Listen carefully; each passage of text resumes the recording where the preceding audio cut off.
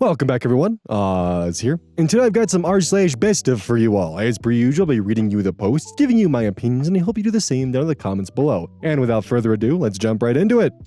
This post was collected by Garden Geo. The original OP is Professional News 151, posted on r/Legal Advice UK, December 18th, 2024. Advice on defending a small claims court claim from my neighbor regarding cats defecating in his garden. Hi all, apologies for the long post, but this is an absolutely bizarre situation. It seems to me that our neighbor is abusing the court system to harass me and my partner. Background: a neighbor has filed a money claim against us in relation to 2 cats owned by our household for loss of enjoyment of their garden, price of deterrence that they have purchased, the cost of their time for removing cat poop from their property, the cost of their time for preparing the case, the cost of their time for corresponding with us and other third parties in relation to this issue, and for the cost of printing the papers related to the case. It has gone to small claims court and we are now required to respond. Essentially, their case is that we have done nothing to stop our cats defecating, urinating, and stalking birds on their property. As per RSPCA advice, we have provided our cats with 2 outdoor litter trays in our garden, and we have purposefully kept the grass in our garden longer near their property so that the cats aren't encouraged to go there. Since the 31st of October, both cats have been locked indoors due to fears the claimant would take matters into their own hands and harm the cats. The statement of particulars is 9 pages long and includes information not related to the claims, such as plates being left on our garden furniture. These were decorative plates that were not dirty and had not had food on. They have also included 30 pages of evidence, which contains pictures of their garden with indicators of where cats have defecated, no pictures of the defecation, and written correspondence with us, as well as written correspondence with other third parties such as our landlord, letting agency, and the council. We were not privy to most of these communications. Relevant information. We're not entirely sure that the problems caused have been caused by our cats, as there are other cats in the neighborhood. They have not provided us with a pre-action letter. At the bottom of one of their other letters, they simply included, "I am now taking legal action against you," and nothing else.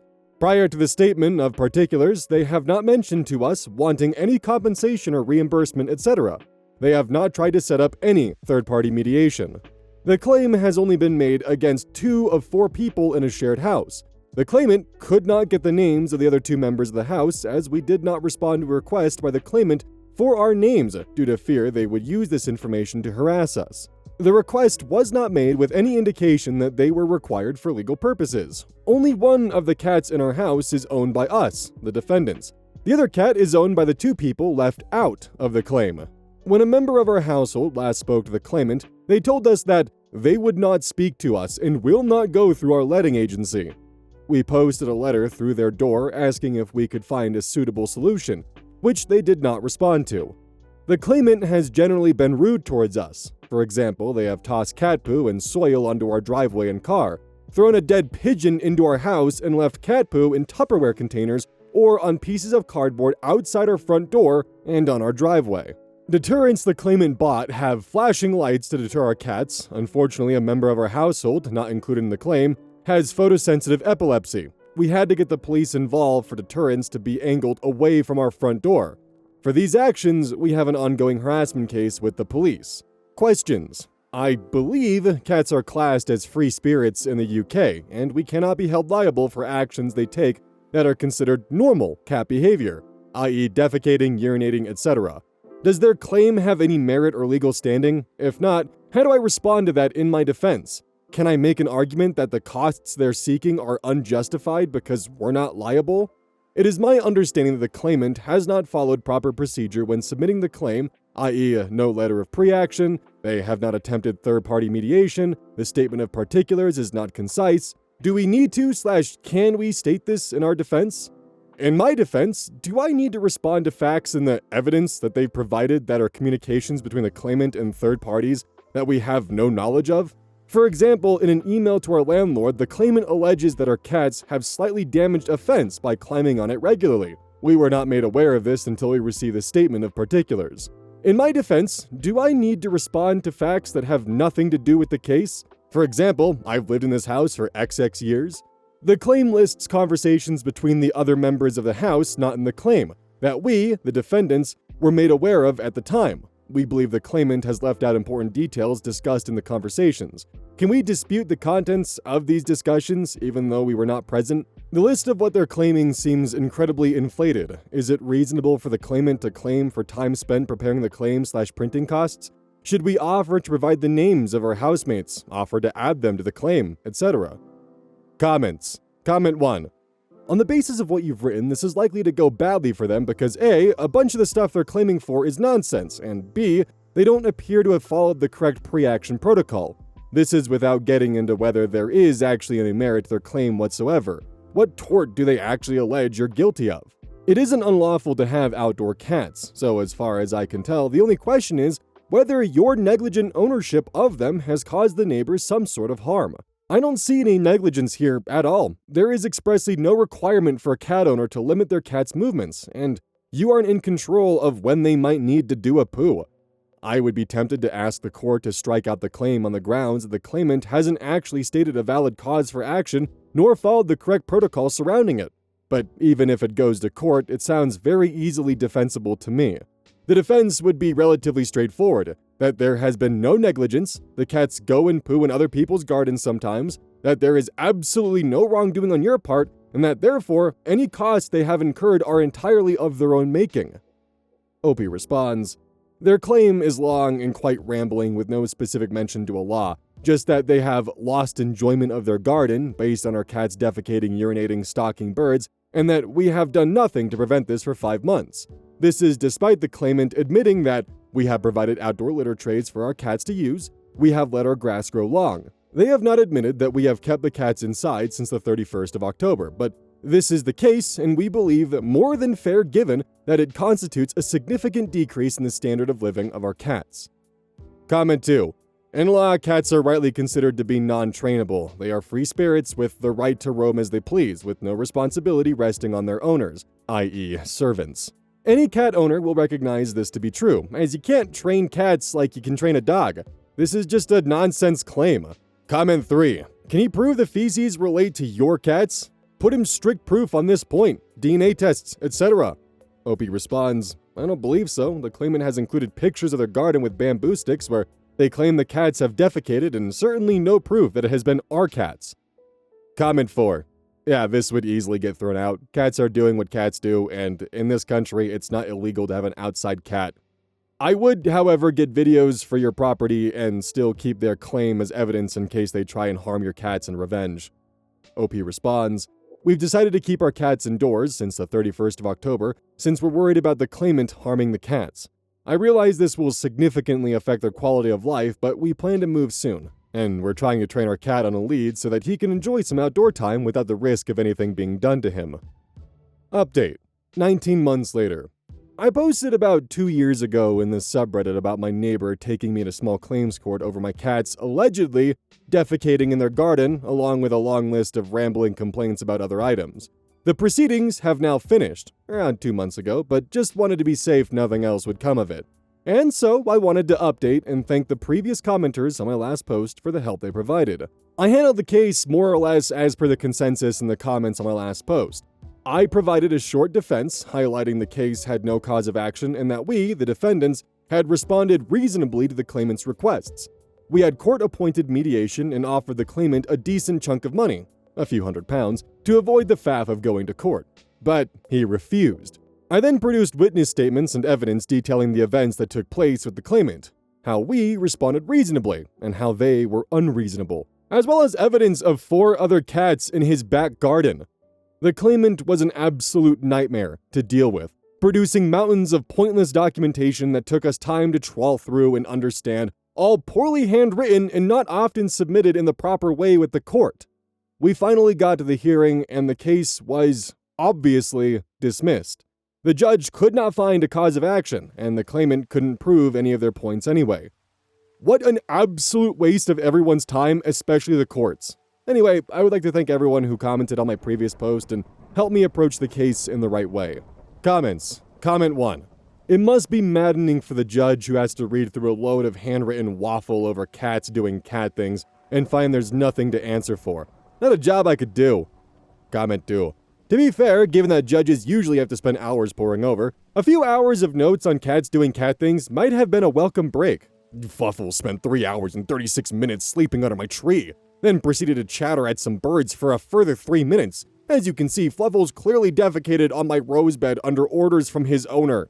Comment 3. Cats have a protected legal right to roam anywhere, including a stranger's house. End of case. Comment 4. Which my cat abuses like the self-entitled benevolent dictator that he is. He sits on everyone's dining tables and just glares at the occupants until they offer him food. He's lucky the entire street loves him. It definitely sounds like that the plaintiff decided like, oh, wait, I can get money back from my garden by suing someone. Who do I know has cats that I can sue? You. They probably thought they had some kind of ironclad case, didn't once even decide to research the merits of it, and just plowed right through with it, and ended up with several mistakes, several flaws that would get their case thrown out, including the fact that they were actually purposely leaving out information where, yeah, they had actually talked with OP and had tried to find reasonable accommodations to prevent this from happening. Yeah, that wouldn't go well in front of the judge, on top of the handwritten scribbles and the fact that it's more than just OP's cat doing it. And unfortunately, even though the claim was complete bullshit, 19 months being how long this takes, yeah, that checks out. The legal system moves 90% of the time at a fucking crawl, and I am not surprised to find out it is the exact same in the UK. This post was collected by Big O Nerd. The original OP is Octus, posted to r/AmITheAsshole August 1st, 2026. Am I the asshole for towing half the neighborhood? My family, wife's side, have a summer apartment in the south of France in a gated community. All year, there is no parking issue, but in summer, since Airbnb came out, it's hell to find a parking spot since there is no allocated spot.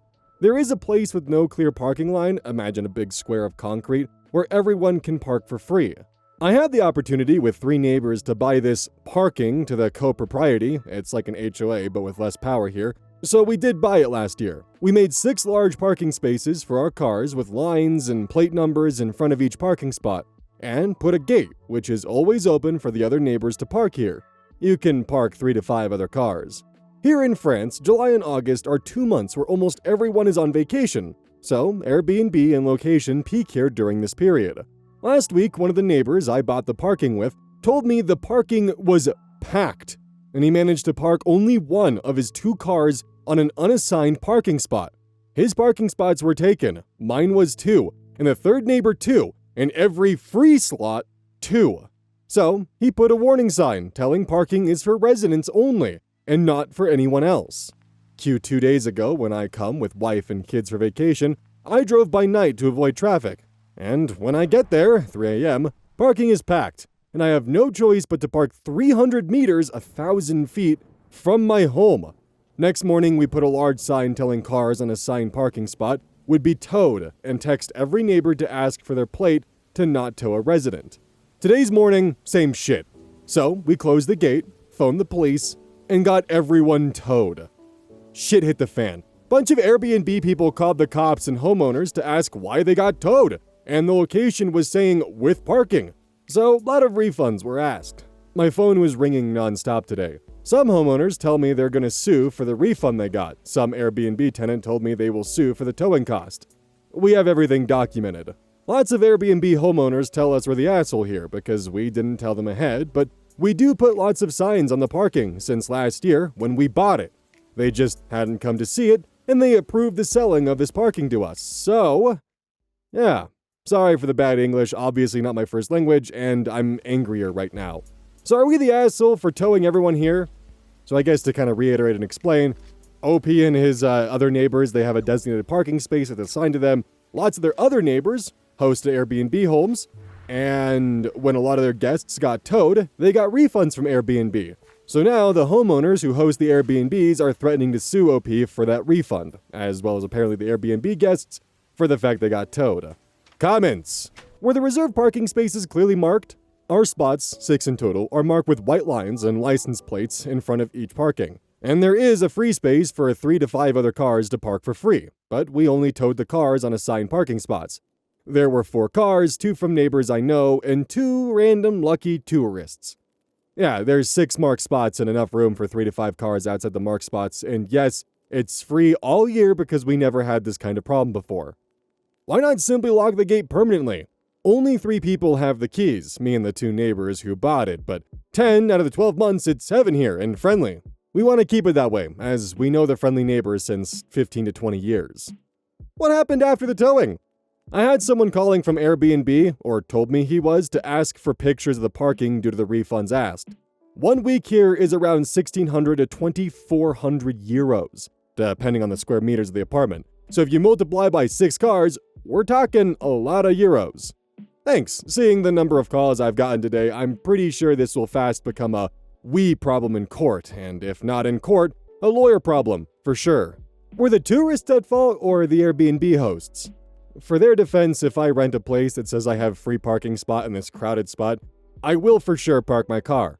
I don't put my hate towards the tenant, but more toward the renters. And yeah, I would 100% ask for a refund for the rent and for the tow. And yeah, kind of not feeling bad for them. Today we were on the community pool with a UK family who got towed yesterday, and they told us Airbnb already told them a partial refund of the week was processing, and a 100% refund of the towing was granted, so win-win for them. Did the situation continue after the first round of towing? License plate numbers are on signs in front of the spots, like right in front of your face when you park. And today, I found 2 fake plate signs on our sign and cars parked there. Had to call police again to tow them. What are you doing to stop this from happening again? We gave the town police a temporary key to access the community and the right to tow anyone who doesn't match the plate on the sign. We also asked the guy who's in charge of maintenance in the community to call the cops every time he sees someone illegally parked here. Why don't you rent out the parking spaces to the Airbnb guests? Thanks, because we all have family who comes here to cut long road trip, and I know the close neighbors since 15 to 20 years, and I can't see myself renting a parking spot after all these times. Why not install parking barriers for each space? I don't want to put some stop park on our parking spot because it'll be a hassle with the other neighbors yearly. As I said, it's the first time in 20 years we're in a parking mayhem like that, and out of the 12 months, this place is heaven for the 10. Has Airbnb changed the community? Airbnb is the problem here. Seriously, I understand people wanting to make some cash in this period, but if it is the cost of the whole community, why bother? Did the Airbnb listings actually advertise parking? Way too much, between 1,600 to 2,400 euros depending on the surface of the apartment, based on what I saw on Airbnb, but all of them have parking including, and there is no parking here. Did you warn the homeowners before towing? Fuck around and find out. Nice, lol. As I said in the post, I texted the homeowners to ask for their plates to not tow a friendly neighbor. I come here since I'm 12 years old, and it's the first time I didn't enjoy my first 2 days of vacation. Update, after 2 days. I posted 2 days ago asking if I'm the asshole for towing half the neighborhood. A lot happened in 2 days. Honestly, it's a shit show. I come here nearly every year since 20 plus years and never saw this before. We've got people towed in our reserved parking spots again. We've got people towed for parking in front of the gate, so nobody could leave the parking at all. We've got people putting signs on our reserved parking spots with their plate numbers, so they don't get towed. The management guy called us asking if we added new license plates to be sure to not tow our cars. I've never encountered this level of entitlement from random people before. We caught one of the Airbnb tenants red-handed as he was parking in our assigned spot, and he showed us an email from one of our renting neighbors who straight up told him to put a sign and park anyway. So, as of today, we're closing the gate and put 2 new warning signs telling people to get the fuck out of our property. No more friendly neighbors. On the bright side, we were on the pool after lunch and chatted with a UK family who got towed yesterday, and they told us Airbnb was already processing a partial refund for the week and a 100% refund for the towing. So they were kinda happy with the outcome.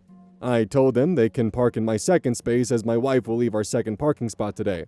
We took a lot of pictures and got in touch with one of the neighbor's lawyers who bought the space with us, because we got a lot of phone calls from Airbnb renters and police and city officials about the issue today. Renters gave our info. I don't even know if that's legal. Lots of new people came today to start their vacation week. I hope they get the hint of the many signs we put and don't come in our parking. Comments. Did the Airbnb guests understand what was happening? Yeah, we see them at the pool and they just don't understand what's happening, but I think they spoke between them because I heard one family had been towed on purpose to get a refund from Airbnb. Are you taking legal action against the Airbnb landlords? Yeah, our lawyer is already tracking them because here you can rent for a maximum of 60 days a year in Airbnb or you are illegally renting. We'll see what comes of his research. From what our lawyer said, Airbnb would be a waste of time because they wouldn't attack us in court. But we have a case against the landlords here with the mail we gathered from the renters where they specifically told them to put fake signs with their license plates to park on our private assigned spaces. Lawyer told us to not contact anyone on the matter. Will Airbnb guests be able to use the free parking in the future? We gathered infos of who's renting an Airbnb, and there's no chance they use the free parking ever again. Were any of the 3 owners renting their properties on Airbnb? No renters between the 3 of us. Well, considering that the guests are already in the position of, oh yeah, no, at this point in time we're just getting towed for refunds, I don't think they're gonna be Airbnbs for that much longer. I think they're probably gonna realize that it's not very profitable without having the parking, and the parking's being cut off because, well, I don't know what the fuck they were expecting. Yeah, just put a sign over it. They're not gonna notice. I think they will. I wonder if they're thinking that, well, I mean, they're not here for a majority of the year, so what are the chances they'll be back during these times? It'll be totally fine. With the way this is going, and they're trying to get their guests to illegally park, and their guests are getting towed, which the guests are then going to Airbnb and getting their money back, I don't think they're going to be renting for too much longer. Crazy concept. Don't offer and advertise something you can't guarantee. Ugh. This post was collected by Choice Evidence 1983, and their tagline is, "It dawned on me that he was a wizard." The original OP is "She's a Techspert." Posted r/mytheasshole, July 26, 2026. Would I be the asshole if I left the girls' trip with 2 guys early? I, female 26, am on a batch weekend. I don't want to be too specific for anonymity purposes since I'm still on the trip right now. I'm a few hours from home for what is supposed to be a 4-day weekend in a huge house with many girls and 2 guys who are friends of the bride. One of them I've never liked, and my partner and I were both not excited about him being here. He's never done anything specific in the past other than be a prick. I've met him several times, each time with my partner, and each time I see him fade to blackout from drinking and do things like stare at our friend's ass and hug her too long. Cut to this weekend, I decide to be cordial with him for my friend's sake, but I haven't spoken to him at all. As we got into the late night, I wasn't really drunk. I had 3 beers over 6 hours, but I like to smoke, sometimes, socially. I offered to everyone, and nobody else wanted to at the time, so I went outside alone. He came out, and I thought he changed his mind. I offered it to him, and he said, "You're sweet," and I didn't respond to that.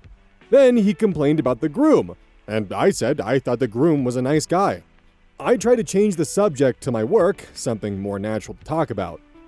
That's when he grabbed me. He pulled me and tried to kiss me.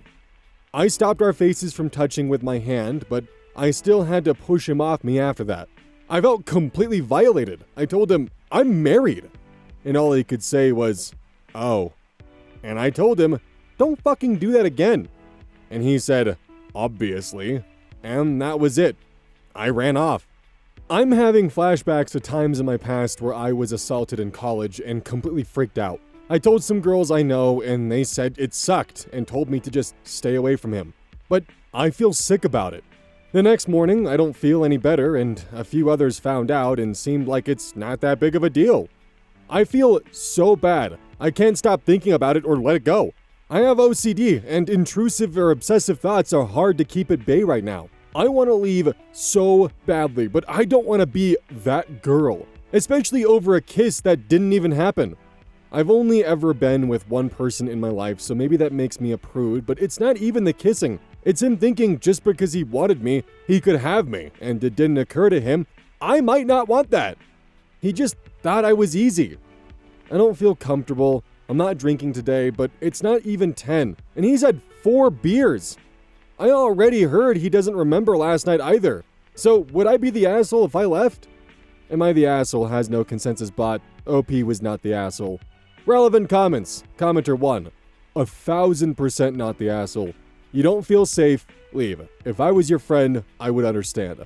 Based on your title, I thought your post was going to be a lot different. OP responds, "Sorry, I guess I did bury the lead a little. I meant to put in some sentiment around it not really feeling like a girls' trip anymore. I'm kind of all over the place today." Commenter 2. Absolutely not the asshole. He's a predator. As others have said, If the bride and her friends have a problem with you leaving and are fine protecting a predator who tried to assault you, they're not your friends. How did they even become friends with this prick if they know he has a history of this kind of creepy behavior? OP responds, childhood friends. I brought it up to her before that I don't like him, and she told me he's a good person, but doesn't make good choices.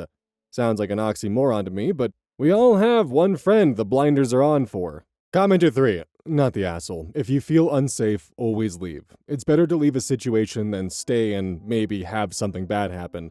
If your friends don't understand why you'd want to leave after that, you're friends with the wrong crowd. He grabbed you and tried to forcibly kiss you. That's not okay. OP responds, maybe I should be clear that I'm not friends with most people here, but friendly with a few. It sounds more like they're protecting the bride's weekend than protecting him. The general consensus is that he's a prick. Commenter 4.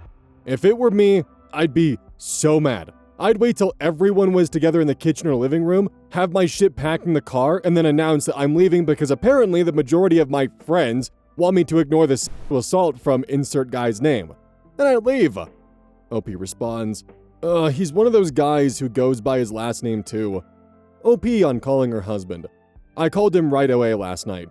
He was really calming and talked me through all my feelings and said, you obviously can't leave in your state, so just see how you feel in the morning.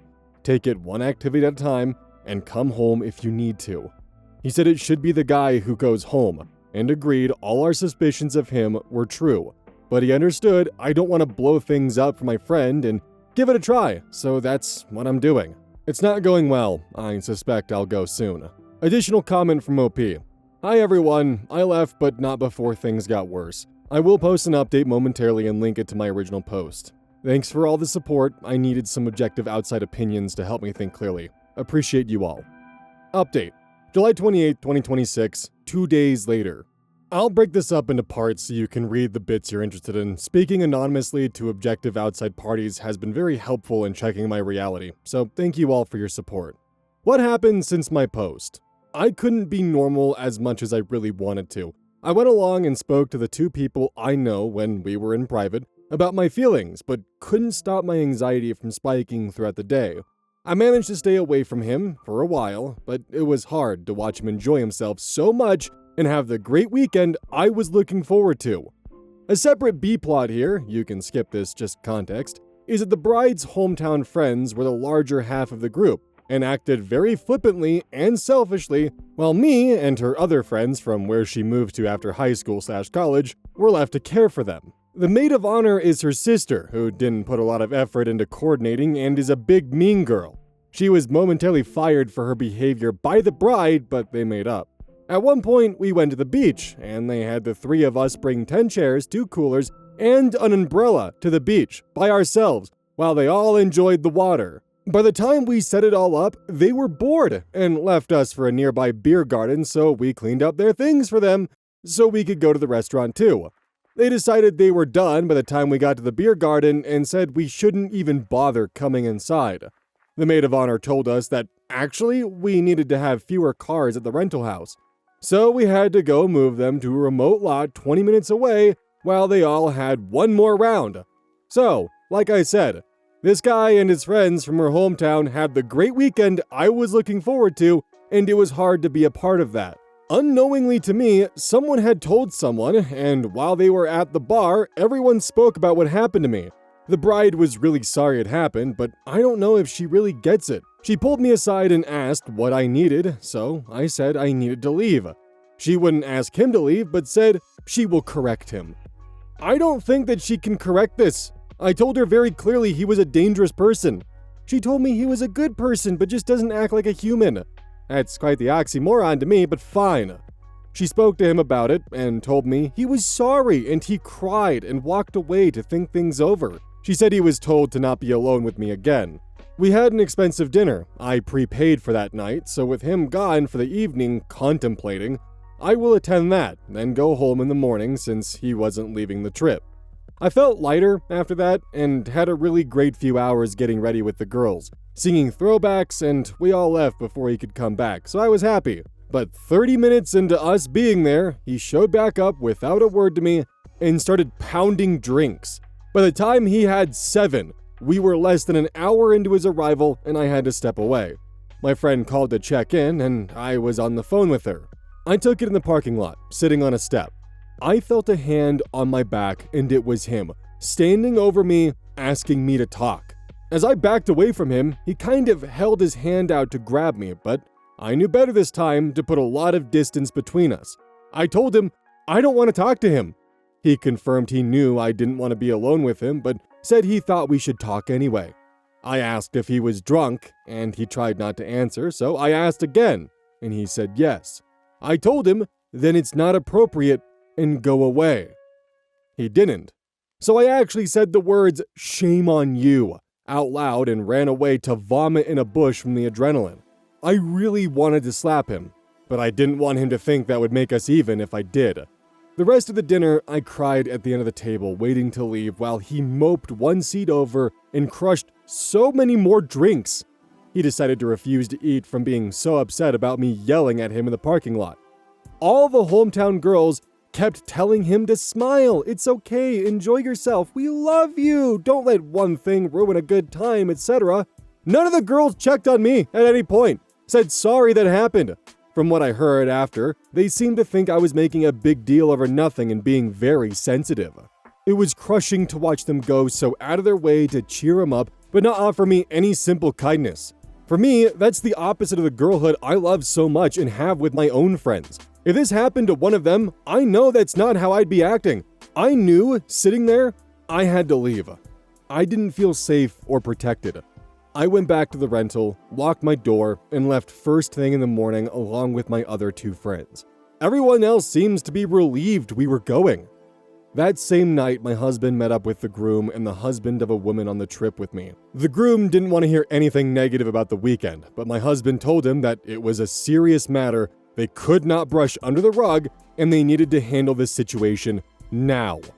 The groom only slightly listened and said he was drunk, didn't mean it. But it was still wrong, and it sucked. My friend's husband couldn't believe how calm anyone was being, and said they should drive down right away. I don't think that would have fixed anything, but it makes me like him so much more than I already did. So for now, I don't have any resolution. I felt instantly improved getting home yesterday. My husband and I ate Chinese food and saw The Odyssey, a 10 out of 10 movie, and I'm a big fan of the epic, so this is high praise. I don't feel great about everything else, even my own actions. I feel like I brought everyone down and should have recognized that I needed to leave sooner. I don't think there'll be any more updates on what happens with my friends either. This was for me to sort through my own stuff, not theirs. FAQ and clarifications. Title. Sorry, that was definitely confusing looking back. I wanted to leave the girls' trip that also had 2 men there early, not leave it for 2 guys. Why not leave? My judgment/instinct to protect myself was clouded by my want and social obligation to protect my friend's special moment. I also paid close to $1,000 to be there, used paid time off, brought handmade personalized gifts for everyone, and had been very excited to be there to celebrate my friend. I was hoping to salvage some of that. My husband. I did call him that night, and he was really supportive. He talked me through my feelings, helped me calm down, told me that the guy should get kicked out, and we were right about him. And understood I wanted to try to keep things normal for the bride. It actually never occurred to me that someone might say I wanted it, or tell him I willingly kissed anyone, let alone this creep. If they did, he wouldn't have believed him. My friends. I was only close friends with the bride and one other person on the trip, and had 2 friends I wasn't close with yet on the trip. We are all close now though. As for the reactions, I think everyone wanted to protect the bride's weekend, including myself. She only gets 1 bachelorette, and it really sucks to have something so unfortunate happen on it. I certainly did not know how to handle it all, so it wouldn't be fair of me to expect them to know or act perfectly either. Comments about the kiss. I'm starting to think I shouldn't even phrase it that way. The problem is not that he wanted to kiss me. If he had said, "You're really beautiful, can I kiss you?" I would have laughed and said, "How drunk are you? Did you forget I'm married?" And that would have been the end. We weren't even making eye contact when he grabbed me. I was just trying to say something about a covariance model I was working on when I felt his hands on my face, on my leg, pulling me to him. I don't even know when he stood up to be over me, and only having enough time to put my hand over his mouth, and then still pushing him up and off me. That's a big deal to me. Even if I were single, that wouldn't have been okay in my opinion. Special shout out to the message I was sent stating, "You're the asshole, just kiss him back already," or more. "What your partner doesn't know won't hurt him." Yeah, gross. Thanks again for your support. Thought you'd all want to know I am home safe and recovering. I can't eat when I'm really stressed and lost a bit of weight in the 2.5 days I was gone. I was able to eat one full meal after getting back and hope I'll feel normal again soon. Editor's note, few of OP's responses were downvoted. Relevant comments. Commenter 1. Jesus, these people suck. Why bother associating with this group of scumbags who think DA is cool and telling the creepy loser to smile and it's not a big deal and the groom sounds like a fucking loser. It's time to dump them and should have refused to move your car. The bride needs new friends. OP responds, we wanted to, but they had moved the cars after we left earlier in a way that made it impossible for us to park if we wanted to. These people are the worst. I don't get why she keeps such bad company. The bride is very kind, generous, and fun to be around. She's also loyal to a fault sometimes. I feel like she was really trying to be there for me in the moment, but also there for him, which sucked. Commenter 2. Yeah, high-key, fuck everyone in that wedding/batch party, starting with this loser, and all the people enabling it, and every other stupid motherfucker who wants to brush it under the rug. I seriously hope this helps you to reevaluate these friends and whether they're worth maintaining. Because this alone would be enough for me to cut ties with every single fucking one, including the bride and her stupid-ass oxymoron explanation for his behavior. OP responds, I need to talk with her again to know for certain where we're at. Like I said, this was a really difficult situation for everyone, and I can't expect them to know the exact right thing to do in that moment. She was also on her batch, so she was never 100% sober this whole time. I have some grace for her, but I do think she needs to drop this guy from her life. Commenter 3. This situation in response is how broken stairs get created, SMH. I get that it was a super special once-in-a-lifetime weekend, but that dude is a problem. For those wondering, because I had to Google it, a broken stair in a relationship is when a group of friends or family or whatever, essentially instead of fixing the broken stair or getting rid of the broken stair, they just simply point to it and say, hey, watch out and avoid that.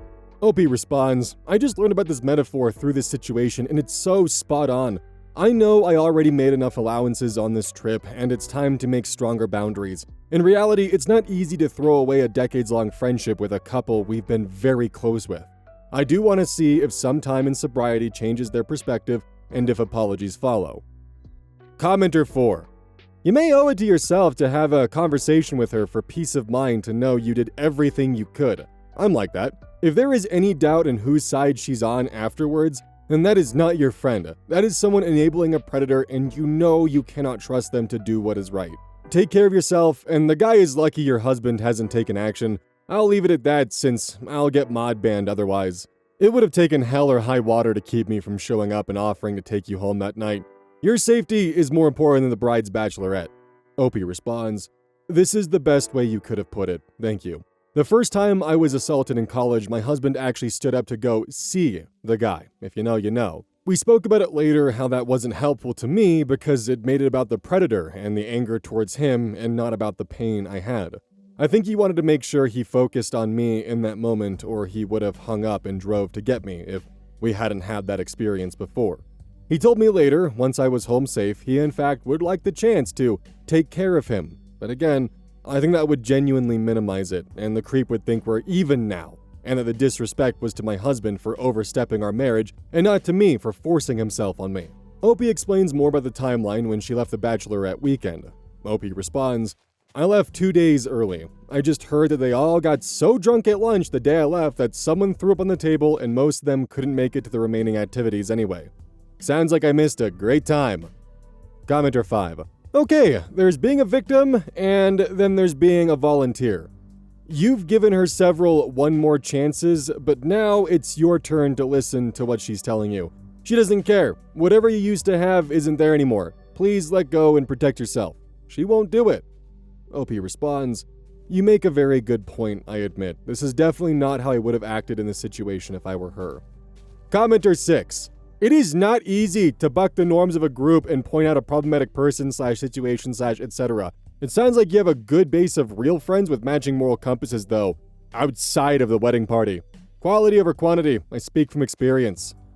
OP responds, my core friend group don't overlap with these friends. They all hate this guy and are livid with the bride for not kicking him out and for having him there in the first place. One of them actually sent her guy friend to the restaurant because he happened to be in the same city as me and wanted to make sure I was safe. OP on if she plans to attend the wedding if the guy who assaulted her attends.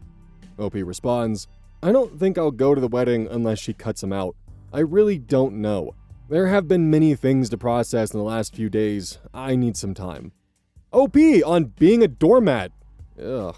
OP responds, I don't think I'm a doormat. I think a lot has happened to me in a short period of time, and I need some more time to process before I'm ready to let go of a very meaningful friendship. I care a lot about these people. Our families are friends. We travel together. They're who I call when I need a ride to the doctor. They dropped everything to be there for me when my mom died. I know on the internet this feels open and shut, but I have a true friendship at stake here, and she really failed me in a huge moment. I still need more time to reconcile that both those things are true. Commenter 7. Does the bride live back in her hometown, around these people, or in the new life? Because if it's the new life, things are about to get really awkward when she gets back to reality. I'm trying to see it through her lens, but just can't imagine not having the back of a sexually assaulted friend, no matter the scene. Opie responds, yeah, she lives where we do. Her husband is from where we are too. I don't even think she thinks that was assault. I think she believes that my past experiences were causing my reaction to the situation. Where I am from, people are more progressive socially, central politically, but still left-leaning. Where she is from, they are very conservative socially, and have a dangerous party culture. The maid of honor / sister of the bride had the same creep hanging all over her for half an hour, touching her hips and leg and side, and she didn't mind. She's engaged as well. He also smacked the bride on the butt, and she thought it was funny. When we have small parties at home, we're all 100% huggers, but that's it. None of this is considered normal at parties at the bride's house with people from my home. This is definitely just a tinfoil hat theory, and is probably kind of a bit more on the messed up side of the theory here, but I wouldn't be surprised if this guy was attending the bachelorette party in hopes of getting lucky, and maybe his chances would be increased with the amount of intoxication happening. The bride is in for a really rude awakening when she finally gets home and begins to piece together exactly what happened and why her new friends are kind of more distant now. I think what a lot of people, including some Redditors apparently, are failing to realize is that, yes, well, he only got as far as trying to kiss. He still did grab her. He still did pull her in. He still tried to impose her will upon her. Whatever his intentions were, they stopped before the kiss. Well, I got no idea what to say for today's outro, so, just gamer subs, code Oz, check out, you get 10% off. You can get caffeine-free caffeine, sleep aid, hydration aid, some good powder stuff. And yeah. It's a product I actually use when I start streaming again, which, God, I hope is soon because I miss streaming. You'll actually see me drinking it. A lot of it. Like a lot of it. Because this is actually a product that I use. If I was just going to take sponsorships or products I didn't use, there'd be a lot more sponsors in the outro besides just gamer subs. Be a whole lot of them. Got some really interesting offers from their brand deals that have offered a lot of zeros behind, the numbers they're offering, but I don't do that because I don't believe in their product, but I believe in this one. So, that's why it's here. Anyways, I'll catch y'all tomorrow.